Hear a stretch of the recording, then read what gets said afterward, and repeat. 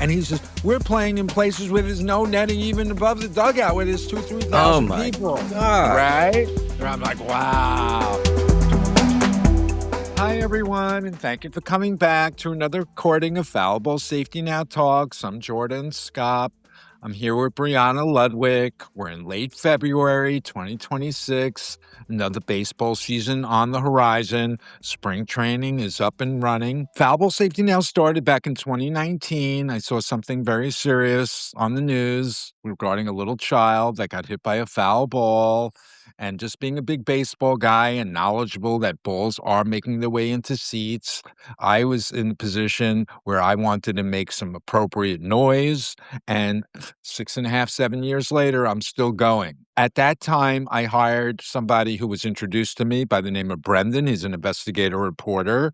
And we've been chronicling everything we can find about foul ball safety news, bats, balls, anything that's related to this particular subject, we've been collecting. We've been conducting interviews with victims, with baseball players. We're probably north of 80 or around 80 interviews with people that have given long-form interviews.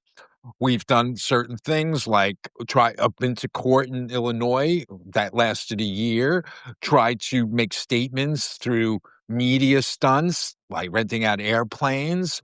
And if I had more people like Brendan, I think we'd be finding a whole lot more. This year of 2025 certainly ended with a flurry. We discovered things that were happening right here, right on national TV for everyone in America to see.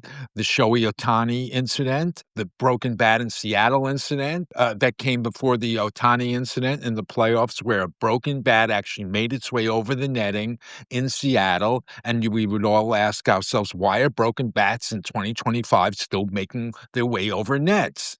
You even heard the commentator, when they were showing it upon replay going into commercial, you would hear him say, yikes, look out. And nobody in America put the two and two together that broken bats coming into seats like boomerangs could either pierce your heart or neck. And I was surprised that no one had.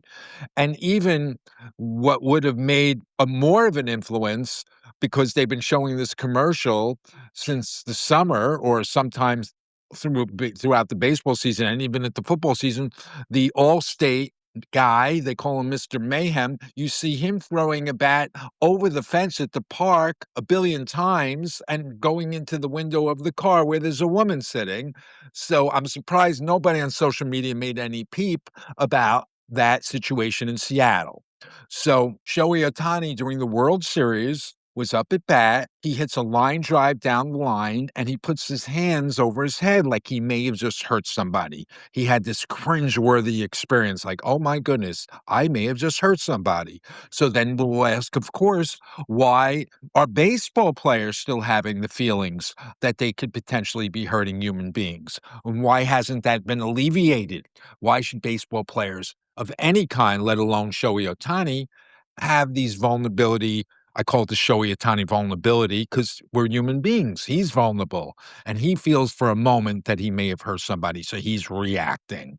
So I want to eliminate all of that. I'm looking to create a baseball civilized society for both the fans' experience and both for the players' experience, and I don't think we're close. And when we get there, I will be the first one to say we are there. There are solutions. There are architects, engineers, designers. Imagine if they were called upon to address all of these ballparks. We're talking not only the MLB ballparks, but we're talking at least 169 other professional ballparks. And now people can also understand that it's happening outside the ballpark as well. Balls are flying outside. People can see the tabs at the website, Foul Ball Safety Now. The Queens College investigation, 5 letters in, and finally got a newspaper article in the Queens College newspaper on letter number 4. These student athletes are worried about balls leaving the field, and they contacted me, and they're concerned, and their psychological well-being is being messed around with because they can't play the game free and clear. And then in Modesto, California, I'm contacted by an attorney in the spring of 2025, and we helped them prepare for their case, and we learned that case was settled. But people were walking around Modesto, California. That's one of the 169 affiliates or partner league teams where balls, maybe 15 balls, are raining down on hitting pavement or hitting the window of the car or hitting this lady in the head. And why is that going on? Still, 2025, why are 15 moving meteors coming down, landmines that could blow up on a car window or on somebody's head? It's ridiculous. And people just don't know.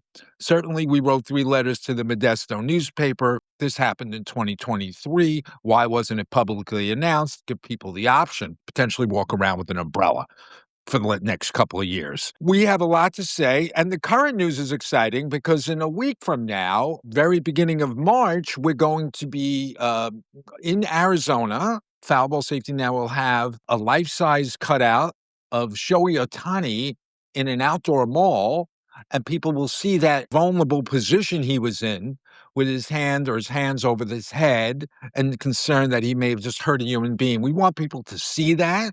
We want people to take a picture of that poster, cardboard cutout, and it's going to be in position in an outdoor mall. So people are going to be passing through and seeing it. The reason why we chose Arizona in the Glendale area is that's where the Dodgers will be from February till the beginning of April or end of March. So next week will be a perfect opportunity to have this on display, to start a conversation and let people understand that Foul Ball Safety Now is pro baseball. And there's something on the cutout that says freedom for baseball players, because I want the baseball players to have the opportunity to finally play the game free and clear.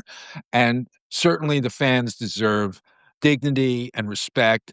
And don't spring on these messages when they get to the game about being careful about foul balls. That's not where this conversation should start. It should start at the kitchen table, and it should have always been at the kitchen table because we're not action figures and we're not superheroes. We're not going to get out of the way. So that's our news.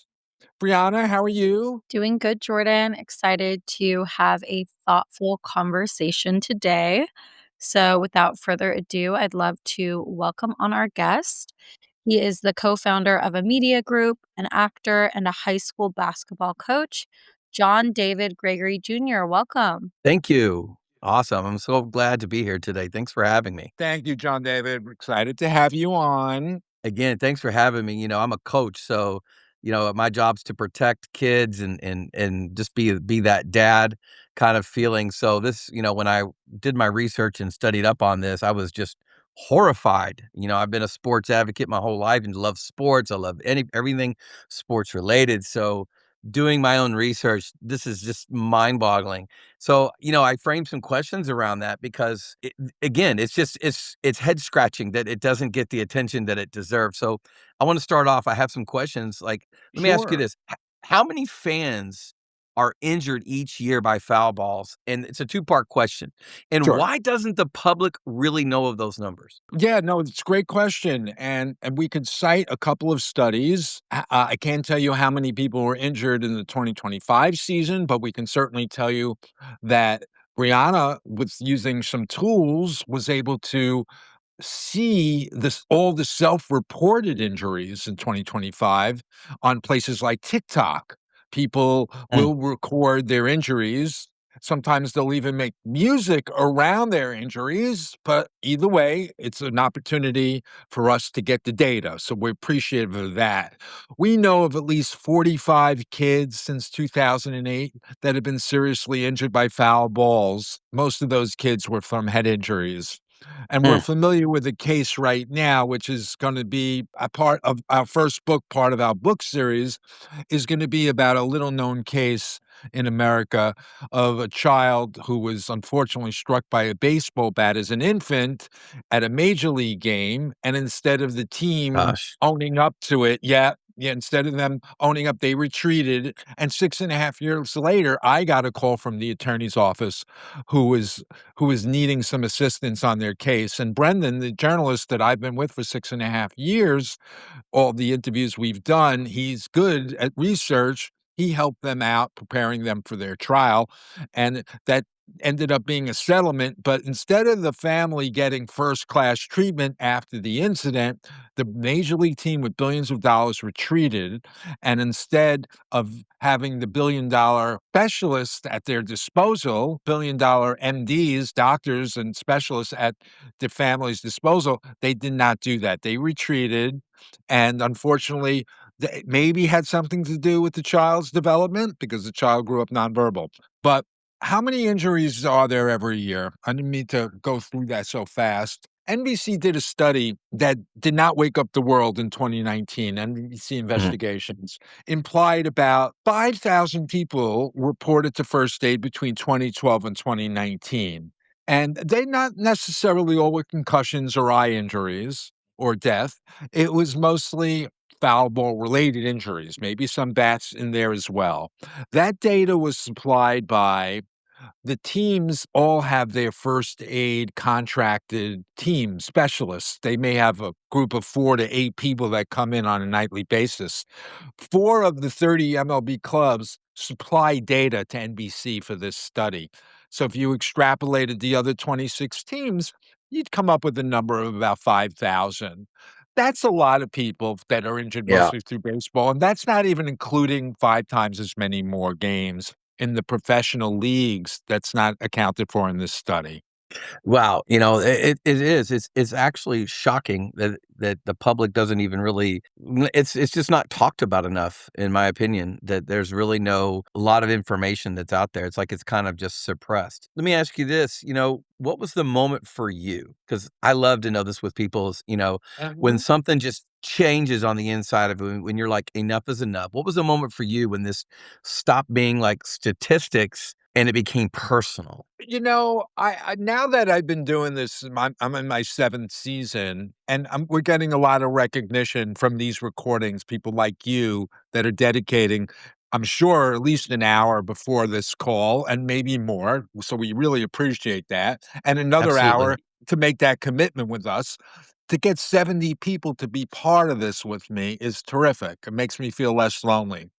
But I knew my instincts were correct because of the responses I was getting from people who work within the game. It was almost like taboo third rail. They don't want to discuss it because Mm, I think there's the old expression, they don't wanna bite the hand that feeds them.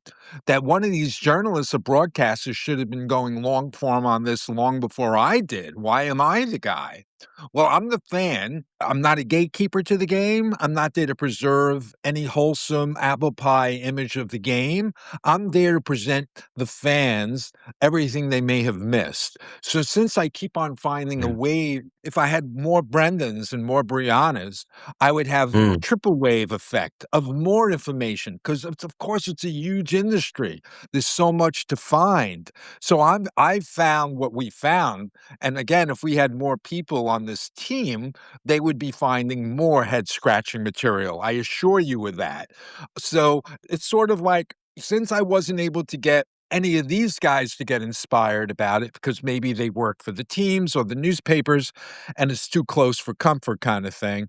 It's just me. While I'm just going to continue showing up, I'm inspired when I meet people who are victims and they're voiceless and they tell me their stories, and I'm the first one who's listened to them. We met these mm, people over the last 7 years, victims of people that have been hurt by foul balls. Brendan and I have interviewed, mm. unfortunately, the widower of, Mrs. Goldblum, Irwin. He's been very No. generous with his time. He's been to 7 of our virtual press conference experiences, plus he's interviewed with us one-on-one. Similar, his daughter, Jana Brody, who wrote a book, Sit Behind the Nets. Unfortunately, Mm, powerful title for a book of obviously somebody who lost their mom. She's been gracious with her time. She's come to about maybe 1 or 2 of our virtual press conference experiences, and she's also interviewed with us one-on-one. We've done 80 interviews, and that also includes a couple of other people that unfortunately were hit and blinded in one eye. They were part of long-form interviews with us, and children, 2 girls by the name of Alexis who were part of our experience. Both are now probably of adult age, but a couple of years ago, one was maybe 14 or 15, and the other one was maybe 17 or 18. Both had Mm. situations. One who still has post neurological issues. I hope he's getting better. But she was stating that at our press conferences. And the other, Alexis, fortunately, she wasn't seriously injured, but she wrote about her experience going into college as her memory when she was 10, standing online Gosh. to get a snack and got hit, and it could have been her temple. Luckily, she didn't have long-term effects, but she was part of that experience, both press conference experiences with us and also did an interview with us. So I'm inspired when I can be a voice for people that don't have one, and I'm inspired that there's solutions out there, and we're gonna get to it because, the fans deserve it and the players deserve it, and I'm also starting up these conferences with baseball players, giving them a safe space to speak.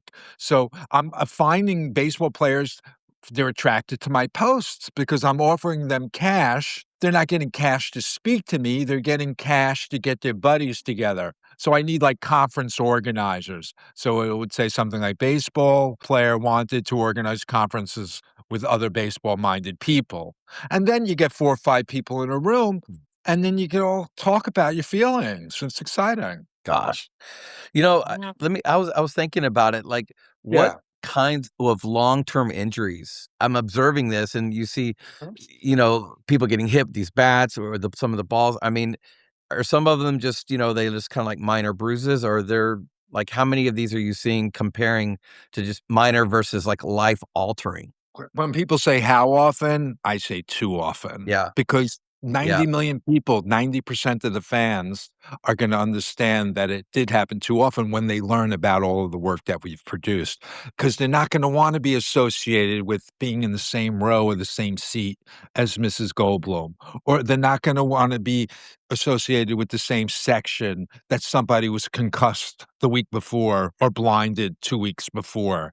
They're gonna be like, "Well, why were we here if that was the case?" And I think they'll scratch their head and scratch their head really hard when they associate that they could have been part of this collective group.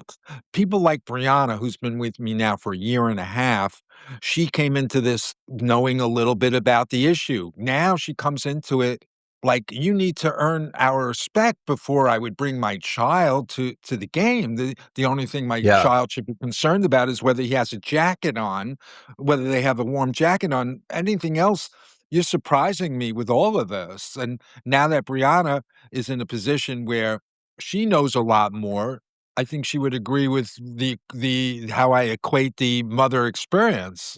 Brianna, feel free to elaborate. No, yeah, definitely. I think for a lot of people, when you first meet the issue, it seems almost unbelievable. I myself had that experience when I was first introduced to Jordan and learned about foul ball safety now. And I'm not even really a baseball fan. Of course, I grew up in California, so you get dragged to a game here and there. But it's very unbelievable that a sport that markets so heavily towards families and children could go on for so long in it with an unsafe environment operating this way. And so in the beginning, it's like kind of a shock to the system. You're like, okay, can it really be that bad? But the more that you dive into the issue and learn about the victims and the families that have been affected, and of course, Exhibit A, which is on our website, the 5-minute ESPN production from 2019, is a great starter for anybody who's coming to the issue for the first time to learn about some of the history of the injuries that have been very impactful for the victims. But the more that I have worked on this project and gotten to know some of these stories intimately, it's quite mind-boggling. It's like a rabbit hole all the way down, and yeah, I will not be taking my son to a game. I know too much, and it's unfair because I know more than the general public. So I'm able to make that educated, informed decision, and I try to tell as many parents that are in my community as I can who have young children and are thinking about going to a game, but why should it be my job or Jordan's job to educate the public? You know, the MLB should be doing what they can to give the information that they have because, like we touched on earlier in the recording, the MLB has the information about how many people are injured and Mm, what the if those injuries are. We shouldn't have to go seek that out, but we do because they're not required to report fan injuries. It's very interesting.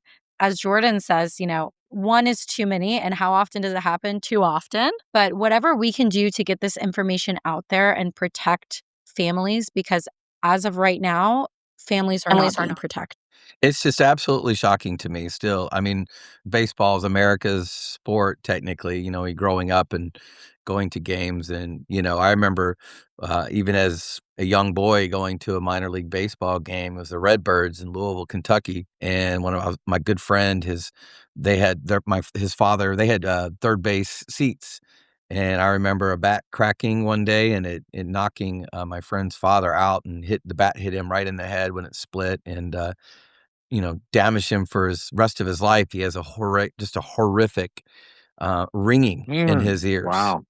And I remember that and just how traumatic that was. But again, it's kind of like, out of sight, out of mind. You think about that and you go, oh my God, that could have been me, but then you just, time goes on and you forget. And then we're back sipping on beer, eating popcorn, eating peanuts, yelling and screaming at a game, and we forget until it happens again. We're now getting both sides of the coin, and which is Yeah. really interesting. Now, these new developments that I'm conducting these small conferences with these baseball players, offering them a safe space to open up because they're sharing feelings they haven't shared before. I've heard things like, I've only had 2 conferences, so it's not like I've been doing this forever, but I've had 25 calls one-on-one with people inquiring about my posts. So even on those one-on-one calls, people are telling me things in confidence. One guy told me, "Hey, Jordan, on those kids' nights,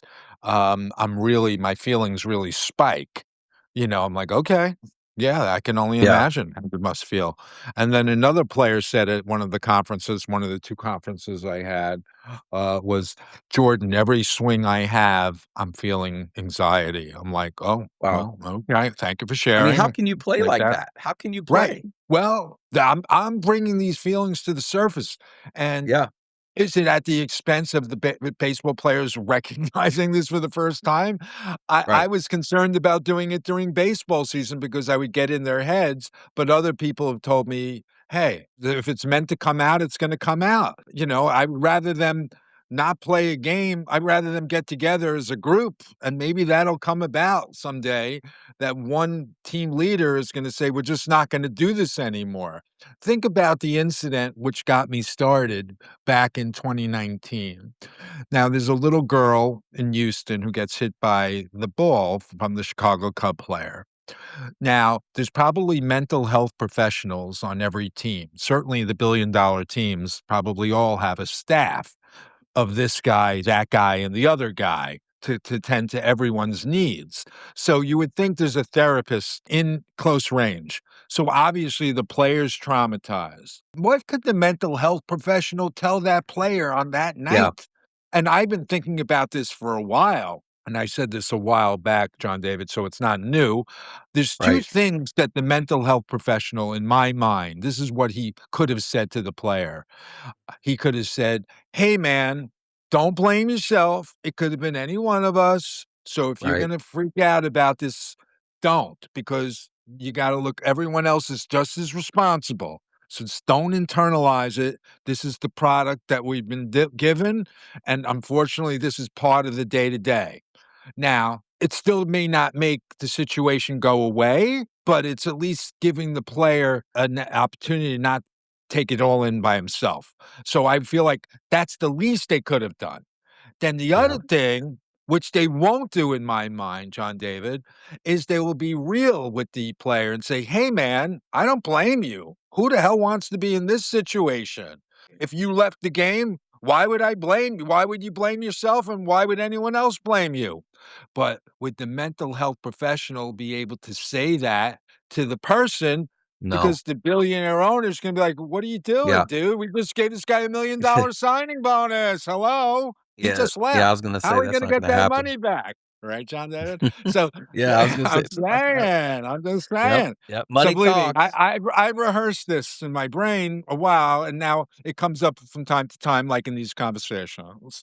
So at the end of the day, is there some sort of conflict to a medical mental health community when it comes to Yes. nurturing to the baseball players' needs? I think there is. I really do. I'm sitting here thinking, here you are, you know, Yeah. you've been playing ball your whole life as a kid and little league and all these Yeah. things. You get to college or whatever, then you make it to the big leagues, and here you are, in this environment where now you're worried about, but then it's kind of interesting.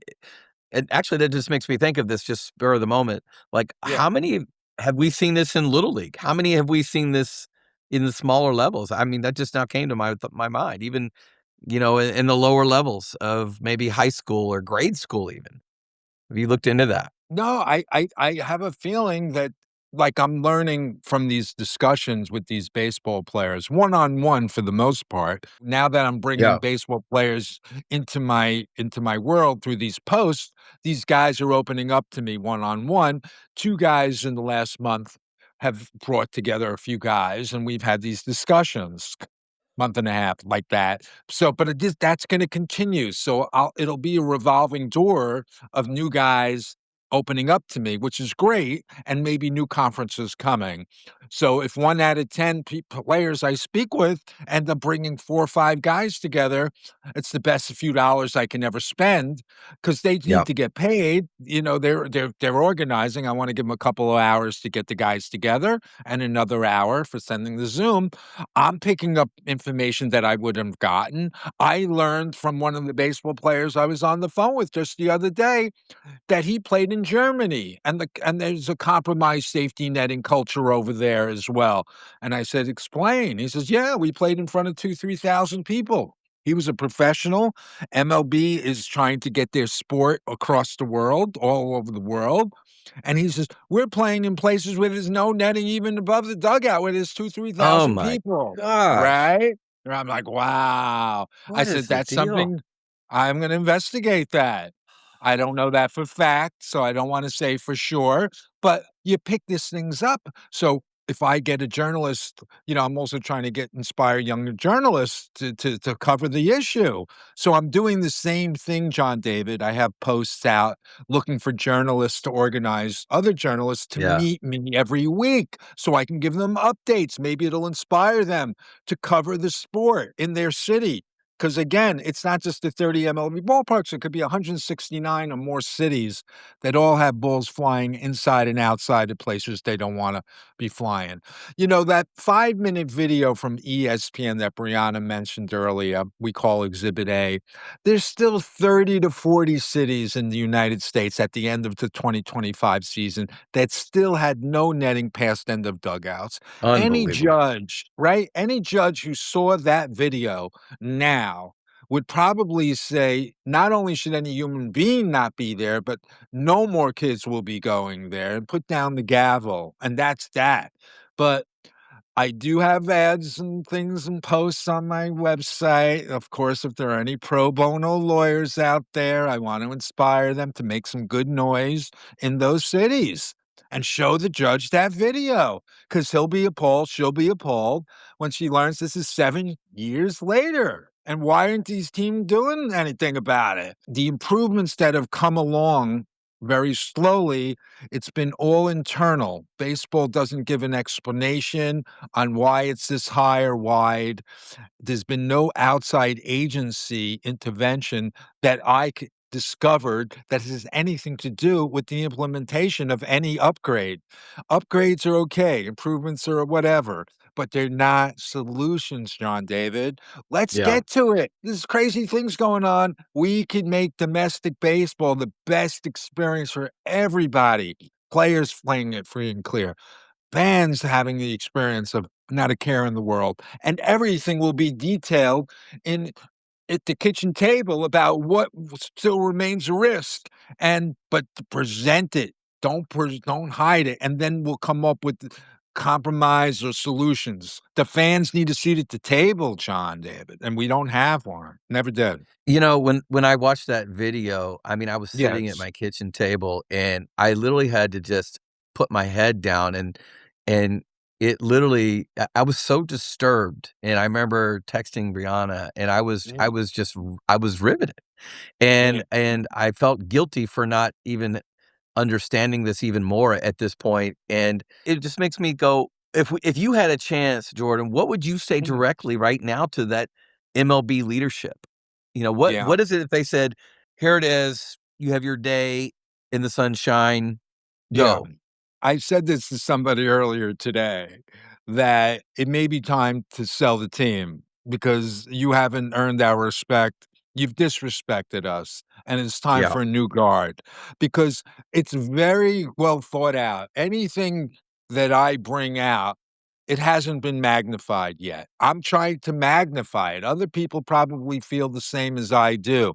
Maybe people who work within the game who are journalists or broadcasters. Brendan and I have interviewed 2 ESPN broadcasters, and they sound a whole lot different when talking to us than they do on the TV because their guarded responses, every time they've witnessed these things, they're not elaborating about what really went down. Just give you yeah. one story. Back in the Sunday Night Baseball, I'm watching Mets and Angels in 2022. It wasn't Shohei Ohtani was a member of the Angels at the time, but it was another batter, a left-handed batter, who hits the ball down the line at 108. Because you saw on the graphic, Oh my it was Sunday god. Sunday you see, exit velocity 108, it goes over the netting on the side, and all you heard the 3 guys in the booth, and I have the video somewhere in our archives, you see and you could probably Google the date if people are listening, it was the Mets and Angels, it was in June, and it was Sunday Night Baseball, they don't play all the time because it's interleague. You could probably find the game. You hear silence in the booth, Wow. and you only hear one guy say, "Oh, that went in fast." But if all 3 of us were talking, and because if we were at the game together, we'd be like, "Oh, geez, I hope there wasn't a second grade class there." And you'd be like, "Oh, yeah, you're right. Man, why are these balls making their way over the net? Yeah, you're right." We'd have a three-way conversation of concern, but they didn't say that on TV. Only one guy said, "Oh, that went in fast." And then they move on to the next topic. So there was no Unbelievable. topic of addressing the particular issue. It was like move on as fast as possible. That's basically what their whispers are telling them to do. They don't Ah, wanna catch flack from their network for going on about a long discussion. But we will, and that's what we do at Foul Ball Safety Now, John David, yeah. and you being part of this with us is terrific, so we appreciate that. Well, thank you. You know, I was thinking about as we kinda, like, Yes. transition into what would, like, a call to action, like, let me ask, if someone was watching or listening to this interview Yes. and says, "Hey," they wanna advocate for safer stadiums, what can they do? Maybe from the average Joe to, Yeah, someone or, all the way up to a business professional to someone that really has absolutely. influence. Yeah, I would say you have enough opportunity within probably 30 minutes of your home because there's probably a ballpark within every 30 to 40 minutes, this way, that way, the other way. And Yeah. wherever you're going, wherever the places you're visiting regularly, make that into the model ballpark. Tell us Mm, why we should go there. Get your heads wrapped around it. Figure out what's happening inside the ballpark, what's happening outside the ballpark, because you know what? Amongst those groups are architects, engineers, and designers who've never been asked. These are fans, but they happen to be pretty smart people in their fields. You know what kind yeah, of renderings they would come up with in 2 days? Watch what I whip up. And then they would be like, wow, this is beautiful. It's modern. It's fine. It's wonderful. It's not the money, it's these billions of dollars available. You need mm, to extract those billions into all of these neighborhoods, whether it's 80 grand, whether it's 200K, who cares? Get it done. You're building new ballparks for millions of dollars and a lot more than that. Get it done. And everyone's going to breathe and see, like, wow, they finally installed integrity into the game. Before it was just a wholesome image, or, it was a phantom. It's not yeah, real. Now, because we know what we know, and it's just not. So, I go back to what I say, if I had words with the owners, they had every opportunity to wrap their head around this issue and come to the table and address the people that have been smashed in the past. And, you know, Mm. I've been in touch with this one woman. My lawyer introduced me to her girlfriend who was blinded in New York in 1979 as a 14-year-old. And she was very kind to talk to us years and years later. And she doesn't have a baseball normalized family because she had a son years later. And she tells us during the interview, you know, after what happened to me, and then years later, my 8-year-old is playing little league, and I'm nervous. And she acknowledged it because it was what happened to her years earlier, and she said she was relieved that her 8-year-old gave up the game. And my thought was the 8-year-old Wow. probably gave up the game because he wanted to make his mom happy because she was making him feel nervous, Yeah. etc. And maybe that 8-year-old is now a parent, which he may be of that age now, and maybe he may be telling his little child, "You don't wanna play baseball. Look what happened to your grandmother." That family is never gonna have baseball normalcy. Maybe 99% of the fans will continue to have their so-called baseball normalcy, but once they get this information, they're gonna want to embrace the people that have been affected by it, and they'll realize it could have been them too. And we wanna just address that because that's part of the legacy, and I want these people to get their just. I want new owners coming in and saying, "Please come back. Please come back. Please come back." Because the current owners, why haven't they done it to Jenny and others? Come back. Why? Because they can't, because they don't have the solution in place, Mm. right? Jenny would come back if there were solutions. I'm not Yeah. speaking for her, but she would, you know, the team can't genuinely apologize because there's really none forthcoming. How can you apologize if it could happen to somebody else 5 minutes later? So that family is now generational effect, John David. It's no, it's deep. Let me ask you, Yeah, so sure. if we do nothing, Yeah, if we do nothing, yeah. what happens? I'm just gonna keep making good noise. I've been saying that Yeah. expression in the last month and a half. It's new. It's a new expression of mine, but I'll make good noise and new noise because I wanna show people that I'm showing up every week, and Yeah. I believe it's time. We need to have this issue addressed past, present, future. Yeah. But I hope we can all say back, you remember the dark ages back in 2025 and before? I hope we're there soon. I really do, John, David, I do.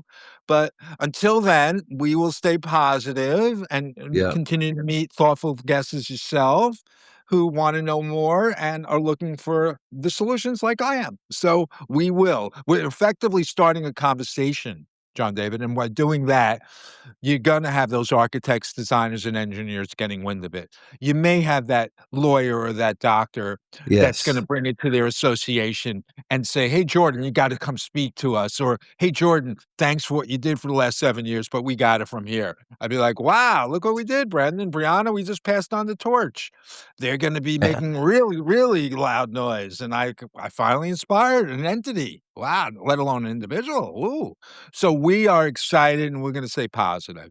But this is part of who we are as American fans, and we never had a seat at the table, and I think they're all gonna feel like what I'm up to is the right thing, and I'll stay the course. So, yeah, it's all interesting, part of the day, part of my life. But that's what it's all Yes. about, we're passionate about things where I mean, that's kinda like politics, religion, or anything else. People, they share their vision, they share what they're passionate about, and people jump on board, and you know what? Something like this that pulls on the heartstring of every parent. If you're a parent and your child is an athlete playing organized sports and this doesn't pull on your heartstring, there's something wrong. I mean, this is the Yeah, culture I we're mean, living I in. mean, but unfortunately, the parents, there's also in this complicit, not necessarily complicit, but this sort of, they're not really stepping in maybe as Ugh, they I should. just Maybe they don't get it. realize they just don't wanna Yeah, upset the apple cart. They want their kid's journey to continue, and they don't wanna make you know, inappropriate remarks about it. But I got to think they've been adults a lot longer than their young student athletes. Yeah, They should of be course. stepping up a little bit more. They should have more wisdom, have the courage to talk about it. So it's a family thing from the student athletes to the professional athletes, because I think they've all been exposed to all of it. They're informed more than most about the best place to sit in the ballpark. That's for sure. That Brendan and I have heard a number of times on our one-on-one interviews, that the players, when these guys are out of the game 20, 30 years and they're reflecting back and they're saying, "Oh, yeah, I used to tell my mom and dad they would have to sit in this section because that was the best of the, worst," that kind of thing. Yeah, it's just something we're gonna do. We're gonna continue doing it. I believe that there's going to be a community, an ecosystem, a baseball civilized society. I hope it's very soon. So Brianna and I will be moving on to other things at that if that's the case.